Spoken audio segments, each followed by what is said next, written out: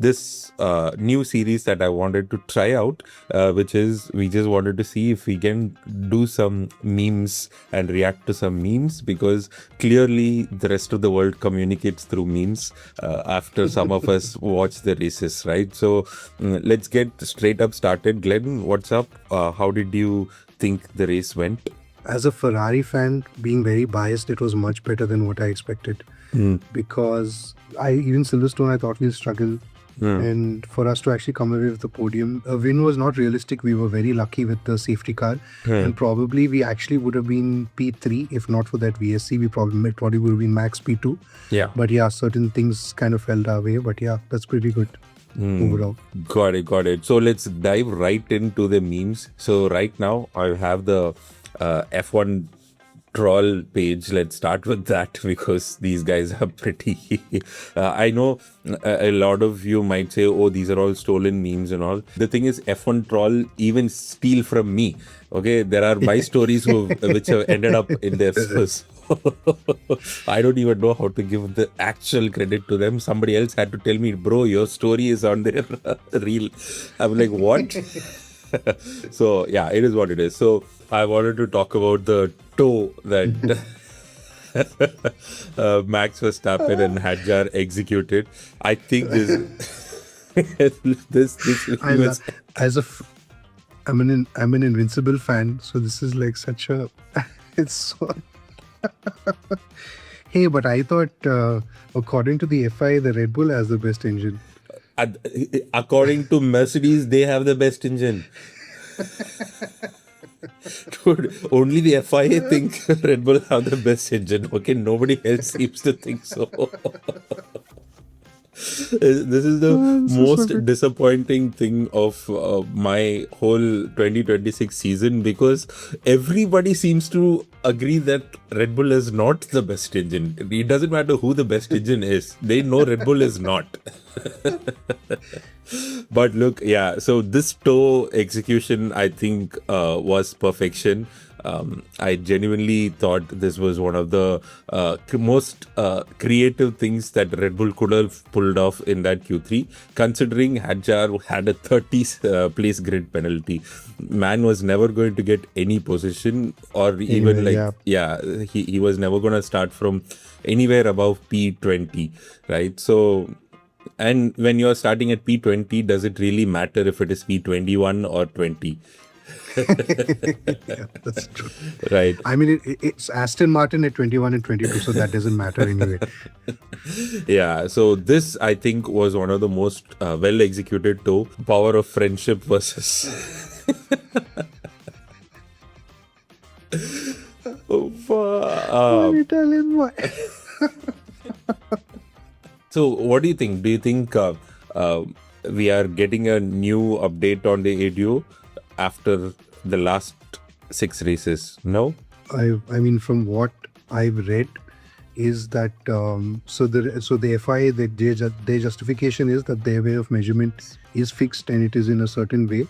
And from what I've heard of people online, it is not just Mercedes does have a horsepower advantage, but it is not just the horsepower advantage. It is also their software that is exploiting it in such a way that's giving them it's giving them a big advantage. But I'm not sure there's going to be any amendments to audio right now. Got it. I don't know if you have any insider information. No from all your information. F1 contacts. The only thing I know is that Red Bull keep coming up with like, oh, we are going to protest, or we are going to talk to the FIA, and they've been going to talk to the FIA for a good 6 months. Yeah, sad. What is my purpose? Props to these guys, whoever comes up with these. This is so damn funny. But here's the thing, couple of comments on this. Firstly, Hadjar is genuinely breaking the second driver curse. Okay, so it's this is kind of not factual, because his purpose was not to be Max's fiddle. But also, if it was the other way around, Max had a 30 place grid penalty, and Hadjar needed a push. I don't think you would have expected this from He'd still be giving Max the show. There's no way that you would. to qualify not gonna get- P16 or P17. This is Lando getting a 10 place grid penalty, and then bro decides today he's the fastest. To be the fastest. Yeah, from where did that McLaren pace come from? My God. He was so good. Dude, yeah. So Lando, on the day he had a 10-second penalty, 10 place grid penalty, deciding to show up in the top 3 was the most Lando thing ever, I feel. He showed a little bit of that 2025 form, I feel. Yeah. It's kind of coming back to him now. Yeah. So both Oscar and Lando mentioned that their entire season has been defined by software glitches, software rebooting, and software not functioning exactly how it should function at the right part in the racetrack, right? So clearly, yeah, that explains why they've been silent for a while. It's all software glitches, apparently. Hopefully the software gets fixed. They've been cribbing and complaining to Mercedes also, saying, yeah, you guys need to give us better insights about your own engine. And Mercedes also... I mean, it didn't work for Russell only. Yeah. I don't know. The best. So the race lap one, yes. And with the hands going. Very convenient snap oversteer there, Lewis. We know what games you're playing at. I'm a Ferrari fan. Before someone comes at me, that's a joke. And what is funny is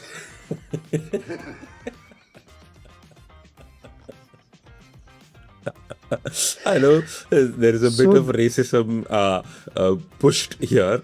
Can I just say the fact that this meme works, okay? But the fact that Lewis got a fine for running over a mechanic, and last year Max got a 10-second penalty for unsafe release, was also in this kind of format. They put the British flag versus non-British flag. The fact that I still don't know how Charles got away without a penalty. To me, that was such a clear penalty, and and Oscar was so pissed about it. So, this is very. Yeah, it's true. Sorry. Yeah. 5-second penalty for Hamilton. No further investigation for Leclerc. I can't believe I'm saying this, okay? We both watched the race together, and if you remember this, I told you that, dude, this penalty is incoming, and we were so surprised that it was no further action. And then when Lewis hit the mechanic and it was under investigation, I also told you again that, dude, I'm not sure. I'm not sure there'll be a penalty incoming. Who gives a fine for this? Clearly, one of the stewards was some Ferrari fan. Dude, it's not just that. It's about consistency also, right? What is the FIA if not consistent? Words that have never been said. Another one.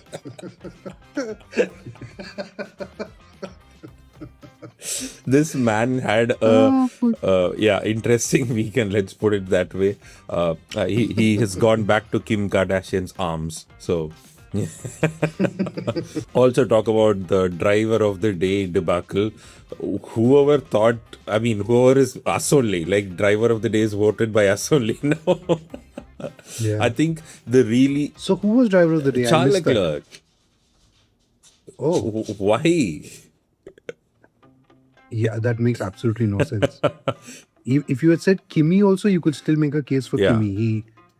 He was unlucky with the VSA and he still went and won it. But Hadjar, for sure. What a drive from Hadjar. We didn't get to see much of his overtakes, but he had a really good there race. was, I think, a few places towards the end, he got the VSC advantage.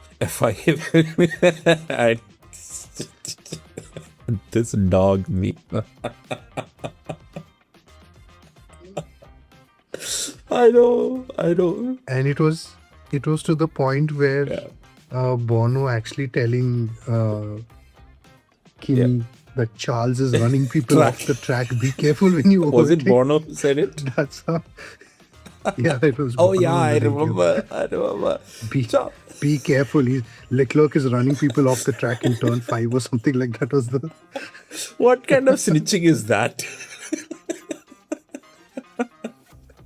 Also, this was a pretty epic thing. At least one Argentinian scored something on. You get so much Yeah, hate. From one person in particular I know who's going to watch. at least one person had one Argentinian had something interesting happening on that day. That Colapinto overtake was epic, though. I have to agree 100%. We can't put their put drivers in economy. I saw that. Budget cap is hitting hard. Shout out to Easy and stay humble.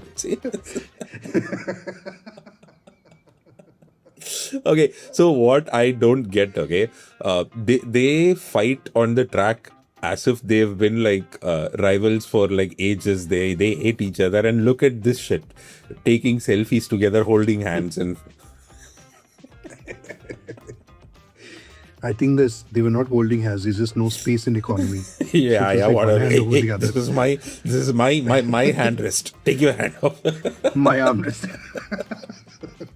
This is the background music for this is Top Gear intro tonight on Formula One. Lewis Hamilton. Lewis Hamilton. It could have been Richard Hammond also, since it's a crash. It's very... But then the interesting thing for me is that the fact that Lewis had a decent weekend at all, considering his FP3 crash and his qualifying, he had a horrible setup. But this was definitely very un-Lewis-like. Nice meme, Mr. Racing. This also, this is my life right now. It's nice that the Red Bull fans are feeling what the Ferrari fans usually feel like. Because this was the exact emotions from Spain to Austria to Silverstone. So I'll tell you how this, what's the difference between this and Ferrari, okay? This entire cycle for Red Bull happens over each race, right? We had good Austria, this is Silverstone, it's so over, and then we are so back, okay? Ferrari, this happens within the sessions, okay? FP1, we are so back. FP2, it is so over. FP3, we are so back. Qualifying, it's over. Gone. But I was promised this would be...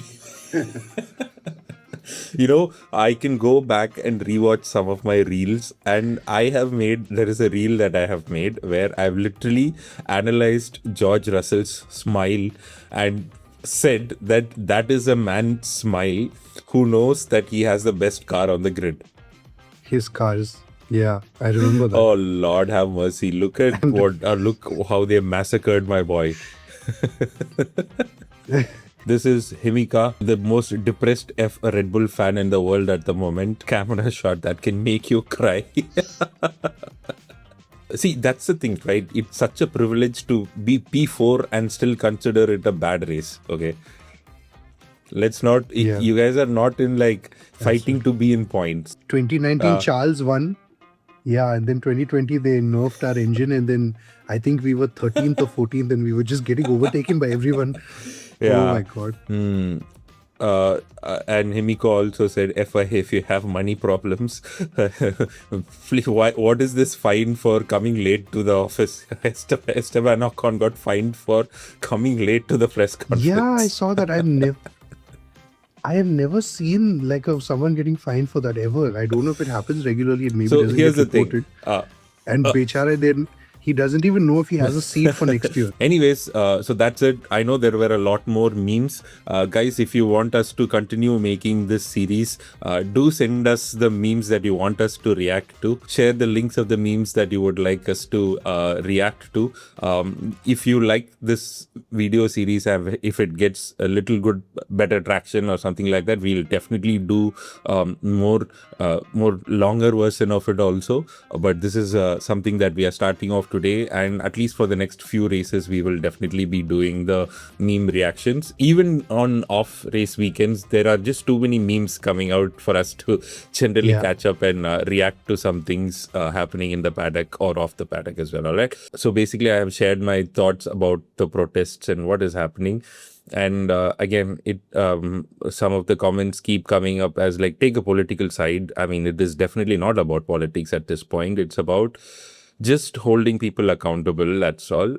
For what happened, someone has to be accountable, and some measures have to be taken that it doesn't happen again, right? We can't just expect somebody to resign and like, what are the next steps after that, right? There is a lot more that needs to happen and be discussed. So I'm praying for more peaceful protests everywhere else, because protests are turning violent. And also slowly normalcy will come back, but not because we've given up, but because there were like positive talks, peace talks that happen between the government and the students and stuff like that. And because of that, we can get back to normalcy as soon as possible, because this is unreasonable at this point. What do you think? So people are saying, oh, it's like being politicized and stuff, it does happen. But the base emotion that is there is very relevant, that people they just want accountability, because it's not a small thing. And even accountability, I've heard today that one of the students' dads who passed away, his father's been trying to get just an appointment with the minister for the last 6 months, and he's not been able to even meet them. So like, yeah, the buck has to stop somewhere. And yeah, hopefully there's been a lot of misinformation about even who is causing the violence. Did the police start it? Did the protesters start it? And then obviously it depends on whose side you want to believe. But yeah, hopefully that there is some affirmative action on this, and that someone, in the end, it's students' lives. You can't take it so light. Like, a lot of people depend on these things. So yeah. Got it. Anyways, on that very somber but hopeful note, thank you everyone for watching, and we shall see you in the next video, hopefully during the weekend. Okay, cool. Cheers. Bye-bye.